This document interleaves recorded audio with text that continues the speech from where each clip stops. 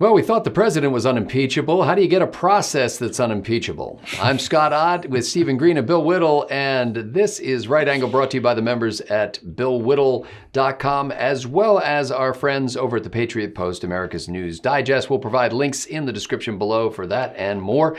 Gentlemen, as we record this, it is rumored that Nancy Pelosi, the Speaker of the House of Representatives, is about to have a vote to actually send the articles of impeachment over to the Senate, something we expected to happen almost a month ago, and as well as to choose the House managers who will kind of run the Democrat side of the case when they get over to the Senate. It's sad that I even have to say the Democrat side of the case, but they've got no Republican support.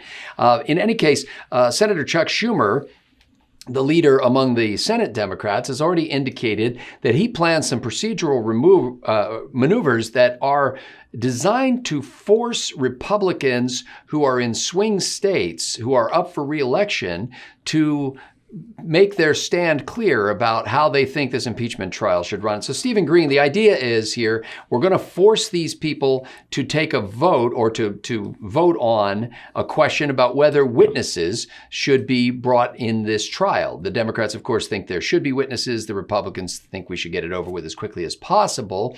And if these Republican senators in districts where they may be in jeopardy, if they say, yes, bring witnesses, then they'll upset President Trump and his whole contingent of supporters. And if they say, no, don't bring witnesses, well, in some cases, 2/3 of the state of the voters in their states have already been polled to say, yeah, there should be witnesses.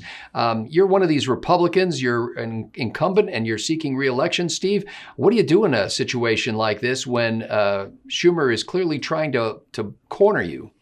Well, number one, I'm not sure these procedure vote election year tricks ever actually influence that many votes. The Senate is a strange place.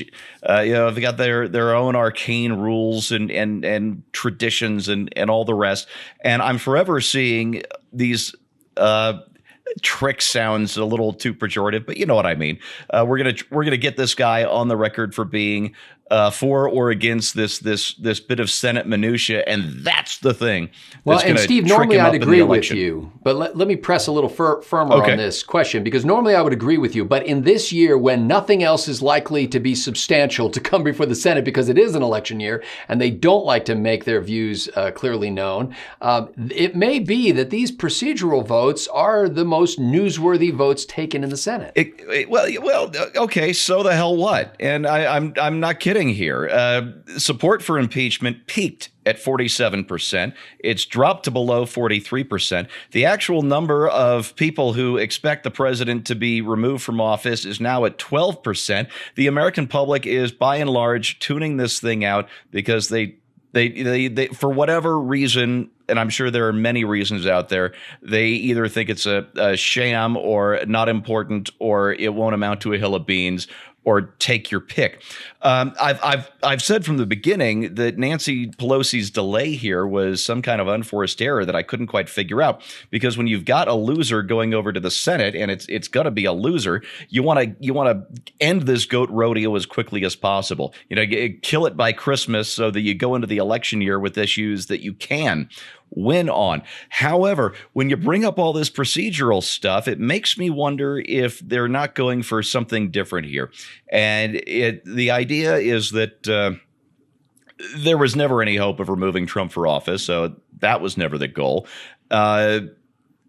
There was never any hope of maybe even of keeping the House. But maybe the goal here is to try and spoil enough Republican chances in November in the Senate to take control of the Senate and interrupt Mitch McConnell's judicial nomination approval machine. McConnell's been getting rave reviews on the right and from libertarians for this nomination well-oiled machine he's put together in getting judge after judge after judge confirmed. Trump has basically remade the judiciary. The Democrats are just scared as hell at this. As Bill has mentioned many times, progressive judges are the only way they get their stuff through because their laws are so damn unpopular. So I think maybe that's the case of what's going on here. They know impeachment is a train wreck. But if it means they can get control of the Senate, then they've got 4 years of obstruction against Donald Trump in the Senate, as well as maybe the House. And I can see that maybe being a winner for them, if a long shot. And Bill Whittle, that does seem to be clearly what Schumer is thinking in approaching it this way. But it's interesting because the Democrats can make the case that, yes, there's no hope for conviction in the Senate, but that's not because the president isn't guilty. It's because the Republican Party controls the Senate. And again, making the argument from the Democrat side of things, because if they were actually unbiased and not just completely political animals, then some Republicans at least would vote to convict on these impeachment charges. But in any case, regardless of the chances of acquittal or conviction, there is, it seems to me, a deep vein in the American political sensibility that believes in fairness and that believes that voices should be heard, even if this is technically not a legal proceeding, but rather a political proceeding. And the pollsters seem to be finding that even some Republicans, and in some cases a majority of Republicans in given states, are saying, well, yeah, what's the harm? The president said it was a perfect phone call. The president said nothing was wrong. So why not have, for example, John Bolton come in and testify before the Senate? Do you think Republican senators who agree that witnesses should be heard, do you think those guys are somehow betraying the party? And do you think that the others are just, saying, well, no, there should be no witnesses, or just doing that because they're afraid of President Trump? Look, whether or not they're betraying the party, whether that's what they're thinking, is not the point to me. The point to me seems to be, as I understand this process, which is being, as usual, abused by the progressives in order to get a short-term political gain. They've essentially destroyed the structure of impeachment. Everybody will be impeached right now. From this point forward, impeachment is just the first thing you do after the election night that you lose. You start the impeachment proceedings for your do-over. So put that aside for a second. It's possible that what they're doing here is looking for something to stick, that if they can get witnesses in here, they can at the very least keep this process alive. Maybe somebody will come in and throw some mud, and then maybe that'll give them a reason to go back to the House and do it all again and so on. But my view on this is pretty clear. This is supposed to be an extremely serious, in fact, it is supposed to be the most serious thing that the government can do, is to remove an elected sitting president. And that means to me that if they're going to find articles of impeachment against Donald Trump, they'd better have airtight evidence for that fact. We live in a society where there is the presumption of innocence unless you're a Republican. So my point about this whole hearing things, my whole feeling about should we call witnesses or not witnesses, is that if you couldn't get this case together in the House where you're supposed to get it together, then why the hell are you leaving it to the Senate to go on investigating this issue that you have already sent articles of impeachment for? If you can't get enough evidence in the House, you shouldn't have sent the articles in the first place. But they didn't. And then they did. So I think what's going on is they're looking for anything. Look, if they get a witness, if they can do this, we need to call witnesses thing by appealing to fairness when this entire process is the most unfair thing I've seen since I've been in politics or commentary. If they do that, and let's say John Bolton comes in and says something that would not be impeachable, not even close, but something somewhat controversial, then these criminals will use that to say, well, we need to go back and have another House hearing, and we have to add new articles to the impeachment thing, which they've already threatened to do. So basically, it's a way to keep this entire thing alive and to continue to throw this sense of illegitimacy, not over just Donald Trump and not only just the Donald Trump administration, but over every single American that voted for Donald Trump to save them from their own government. Every single one of us is held in contempt by these people. All of our votes are trying to be overturned. And you mentioned that this was right down party lines, that no Republicans had voted for it. And you said it might be perceived that, the Republicans are all, they're all just partisans and they know Trump's guilty, but they're not going to vote for him because of party.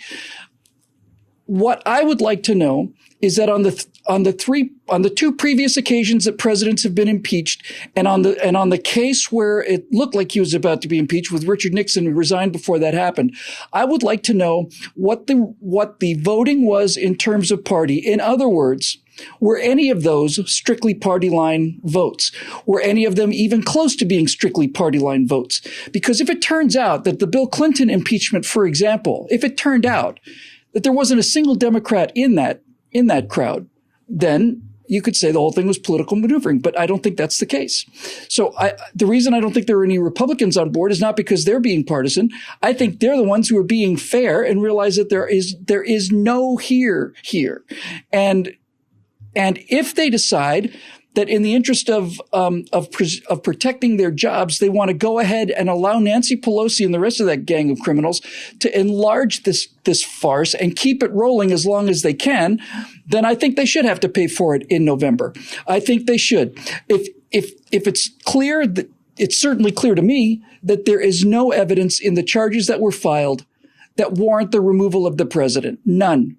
And if it turns out that you as a Republican senator are not willing to say what I just said verbatim and make a stand on it, then okay, you were elected as Republicans, and you had better, when I say do the right thing, you'd better vote your conscience. But we've already seen that in the House, when they vote their conscience, there's not a single Republican on board.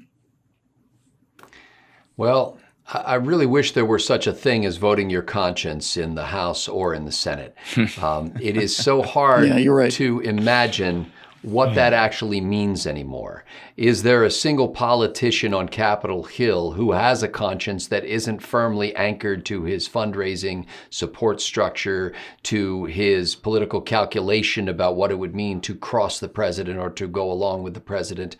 And frankly, this whole procedure has been a demoralizing thing, not just for me personally, but for our constitutional republic. It has done more in many ways to harm people's faith. I don't expect people to have faith in politicians, and I don't even expect them to have faith in government. But the law. But in a sense, their hope in the future, in a possibility of a trajectory that would lead to greater justice, that would lead to less ginned up political division, that would lead to more unity as a people in the sense of coalescing around foundational values that make a difference, not just, arguments over political issues, but really coming together around fundamentals. And I think what this does is it challenges the fundamentals. When Nancy Pelosi said, we are not going to engage in an impeachment process unless we can get some Republican support because it's divisive for the country, she was right. It was incumbent upon her at that point to recruit that Republican support. She failed to do so, and nevertheless went ahead because of internal political pressure in her party. Or best possible spin on it, she really believed that the president was guilty, but she was somehow unable to convince even one Republican that it might be worth pursuing that. And so from the beginning, that process has been corrupt. Now, we have to take things as they are today. I don't think we get an opportunity to go back and say, well, because I don't like the way the impeachment process was started, therefore I'm going to act in a way that is contrary to what I would do if it were somebody from the other party that was being impeached. I think you have to act with integrity at every step along the way. And so if you're a U.S. Senator right now, and you believe that in order for this to be a fair process, they should bring witnesses to testify, particularly witnesses who have not yet testified. Somebody like a John Bolton, who is obviously a pivotal character in this whole drama and who has not yet been heard from because of the president's claims of executive privilege, as well as Bolton's reluctance to speak at that point. So if you believe that, you should say that.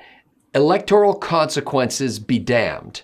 You should never make a calculation and go, well, let's see, I wonder how it's going to go for me in November. I really think they should bring this guy in as a witness. But if I say that, if you find yourself reasoning that way, you've already sold your soul into the pit of hell, and you should resign today because you are corrupting this process. You're what's wrong with this process right now.